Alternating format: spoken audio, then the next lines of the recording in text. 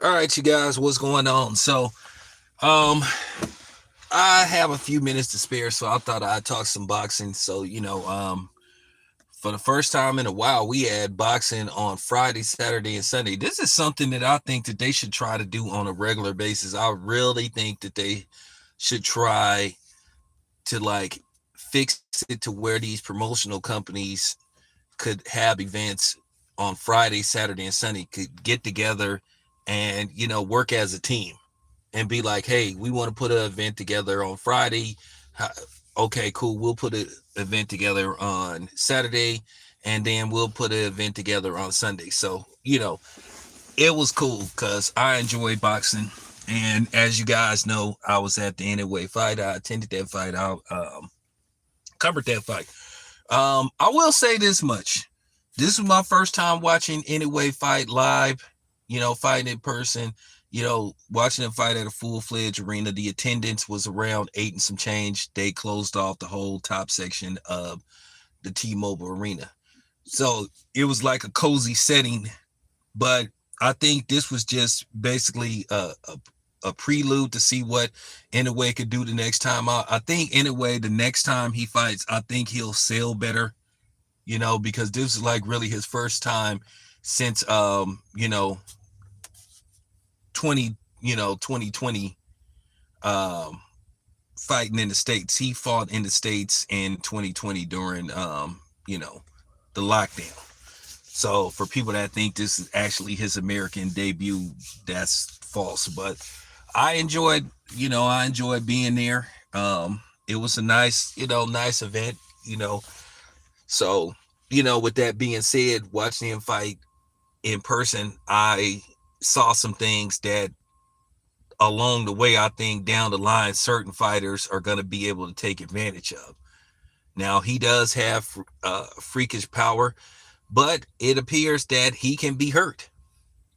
He can be hurt. Even though Cardenas dropped him, he was able to make sure he didn't get hit with that hook again, but he still got touched up. Now, I have to put this out there. It seems to be a bit of a double standard. Now, everybody was making fun of Shakur Stevenson, saying, hey, he fought a plumber and all this kind of stuff. Well, Cardenas is a Lyft and DoorDash driver when he isn't boxing. I think he got paid a nice amount of money to where maybe he doesn't have to worry about that for Dale, but I'm just saying, nobody is going in on Anyway's performers, but everybody got something to say about, Shakur. So it just goes to show you how people roll and how people get down. And I'm used to seeing this type of rhetoric. I've been doing this for a minute.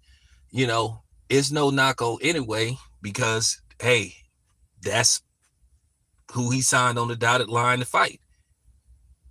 Now, keep in mind, this dude, Cardenas, at least had a decent training camp where basically Shakur Stevenson took on a dude with like 4 days notice.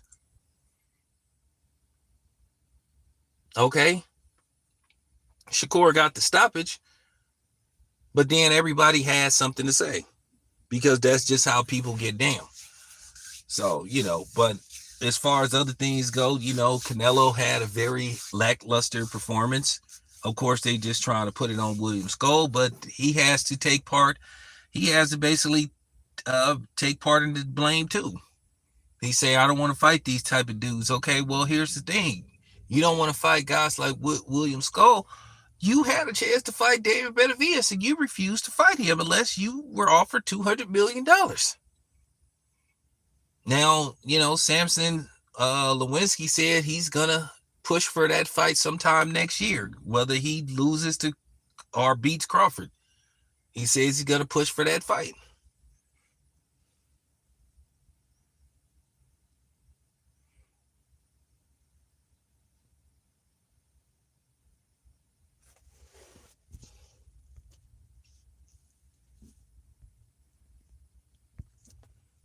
I don't know what's up with that, but you got to go. But yeah, well, that's how these people get down. You see, nobody ain't said nothing about Justin Tucker getting released by the Baltimore Ravens, and they claim it was football related, but he allegedly had 16 reported incidents at masseuse polish. But you ain't seen nobody make no videos about him. But everybody is fixated on Shannon Sharpe and Diddy, and guys like that. So, at the end of the day, it ain't just the mainstream white media, it's the black content creators too. And I'm calling their asses out too for being inconsistent.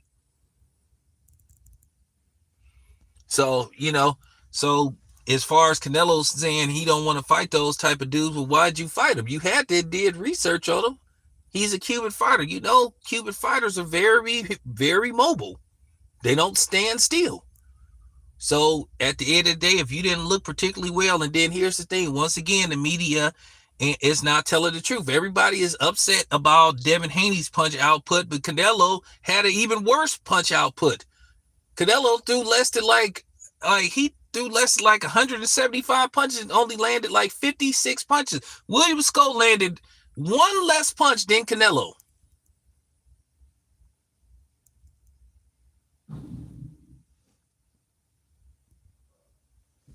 But of course, everybody is giving Canelo a pass, but everybody is extremely upset with Devin Haney. Well, here's my thing. I'm gonna say this once again.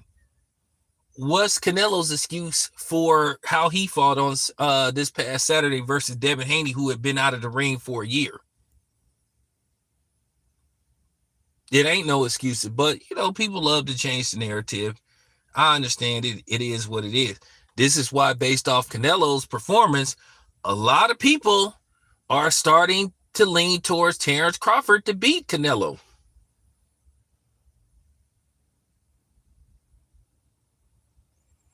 At this point, people are starting to say, you know what? Maybe Terrence Crawford does have a chance. And just analyzing that fight, I'm thinking, well, here's the thing. In rewatching the fight, I don't know. Maybe there's something to it. Maybe there's some things that Bud could exploit that Bibba was able to exploit.